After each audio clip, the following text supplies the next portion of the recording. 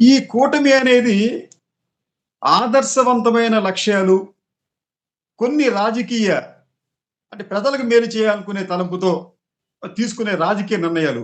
వాటి సాధన కోసం ఏర్పాటు అయిన కూటమి అయితే, ఆ కూటమి అనేది 10 కాలాల పాటు ఉంటుందండి. కానీ ఆంధ్రప్రదేశ్‌లో ఏర్పడిన ఈ కూటమి కేవలం అధికారాన్ని హస్తగతం చేసుకోవటం కోసమే ఏర్పడిన కూటమి. దాంట్లో ఎటువంటి సందేహం లేదు. ఈ 3 పార్టీల మధ్య భావ సారూప్యత లేదు.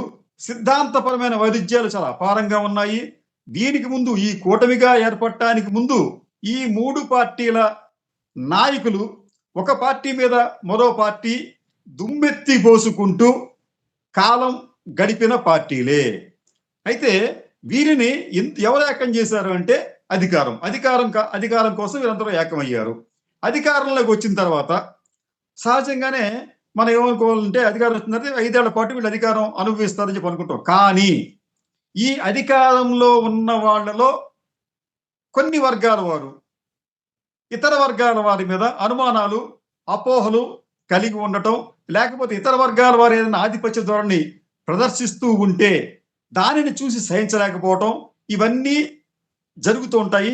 ఇట్లాగా దీనికి ఇటువంటి ఈ పరస్పర వైరుధ్య భావాలు ఉన్న ఈ కూటమిలో లుకలుకలకు లేకపోతే ఒక ప్రచ్ఛన్న యుద్ధానికి ఇంతకు ముందే నాంది పలికిందండి అది. అంటే మీకు దీనికి ప్రధానమైన కారణం ఏంటంటే, ఇప్పటికీ కూడా తెలుగుదేశం పార్టీకి సంబంధించి ఆ పార్టీకి అలాగే ఆ ప్రభుత్వానికి వెన్నుదన్నుగా ఉన్న వర్గం ఏదంటే అది కమ్మ సామాజిక వర్గం. వారికి నిజానికి సుతారము ఇష్టం లేదు. ఇది పవన్ కళ్యాణ్‌తో కలవటం ఇష్టం లేదు. ఒకానొక దశలో లోకేష్ కూడా ఈ పొత్తును పెద్దగా ఇష్టపడలేదు అన్న వార్తలు కూడా వచ్చాయండి. కానీ చంద్రబాబు నాయుడు గారికి ఏంటంటే భయం ఉంటుంది సహజంగానికి. మనం ఈసారి రాకపోతే మనకి ఇంక పుట్టగతులు ఉండవేమో. ఇప్పటికే జగన్మోహన్ రెడ్డి మన మీద చాలా తీవ్రమైన ఒత్తిడి తెస్తున్నాడు. కాబట్టి మన టెనీకాస్ట్ సిద్ధాంతం లేదు, రాద్ధాంతం లేదు, ఏం వద్దు మనకి. మనం ఎవరు పెడితే వాళ్ళతో మనం ముందు ఈ పొత్తు కుదుర్చుకుందాం అని చెప్పి ఆయన కూడా కంగారు పడుతున్న నేపథ్యం. అలాగే మీకు పవన్ కళ్యాణ్ కూడా మనకి గత ఎన్నికల్లో నేను 2 చోట్ల ఓడిపోయాను, ఒంటరిగా పోటీ చేస్తే నాకు మళ్ళీ భవిష్యత్తు ఉంటుందని చెప్పి ఆయన రావటం. 3వ వర్గం బీజేపీకి వచ్చేటప్పటికి ఈ స్టేట్ లో మనకి ఇప్పుడు ఒకప్పుడు ఒక దశలో వారికి 18% ఓట్లు వచ్చినాయండి. ఇది మన సంయుక్త రాష్ట్రంలో.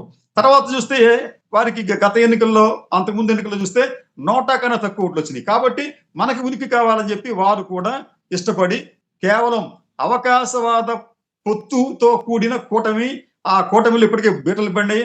దానికి పరాకాష్ట ఏమిటంటే పవన్ కళ్యాణ్ గారు చాలా నిర్మోహమాటంగా పార్టీలోను అలాగే పార్టీ కన్నా కూడా ప్రభుత్వ పరంగా జరిగే లోపాలను ఎత్తి చూపించడం. ఇది నిజానికి ఏంటంటే ప్రజాస్వామ్య వ్యవస్థలో ప్రతిపక్షం చేయాల్సిన పాత్రని, పోషించాల్సిన పాత్రని, దానిని ఈ రోజున స్వపక్షంలో ఉన్న విపక్షంగా పవన్ కళ్యాణ్ మారారు.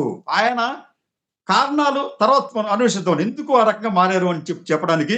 కానీ ఆయన గతంలో అనితకు సంబంధించిన అంటే రాష్ట్ర హోంశాఖ మంత్రి అనితకు సంబంధించి కొన్ని లోపాలు ఉంటే ఆయన వెలుత్తు చూపించారు. ఆ తర్వాత రేషన్ బియ్యం సంబంధించి కూడా ఆయన సంబంధం లేకపోయినప్పుడు కూడా ఆయన చొరవ తీసుకొని అక్కడ కొంత హంగామా సృష్టించారు. తాజాగా మీకు తిరుపతిలో జరిగిన స్టాంపీడ్ లో కూడా ఆయన బలవంతంగా ఇది పాలక మండలి చేత ఆయన క్షమాపణలు చెప్పించగలిగారు. నిజానికి పాలక మండలికి నాయకత్వం వహిస్తున్న బిఆర్ నాయుడు ఒక రకం చెప్పాలంటే మూర్తి భవించిన అహంకార మూర్తిలాగా ఉన్నాడు ఆయన. ఎందుకంటే ఆయనకి సంబంధించిన వందలాది కోట్ల రూపాయల ఆస్తులు, ఆయన జీవన విధానం ఇవన్నీ కూడా ఆయనకి ఇటువంటి విషయాల్లో ఆయన తల ఒగ్గి ఉండే వ్యక్తి కాదు. ఆయనకున్న పవర్ఫుల్ మీడియా ఉంది. కానీ అటువంటి వ్యక్తిని కూడా పవన్ కళ్యాణ్ ఈ రోజున ఆయన చేత క్షమాపణలు చెప్పించాడు అంటే సామాన్యమైన విషయం కాదు.